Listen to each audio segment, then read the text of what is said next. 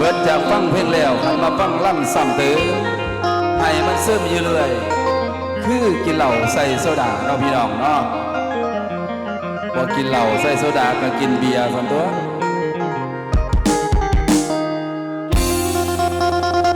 และกิ่ง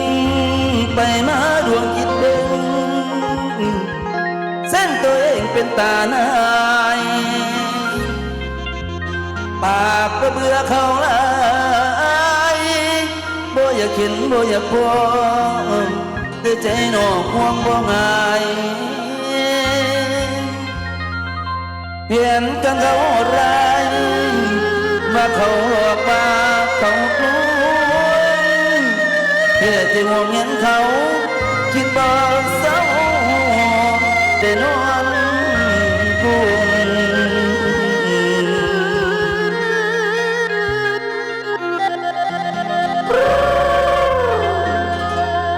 มาฟังผลงานก่อนลำอกหักซ้ำแล้วซ้ำเล่า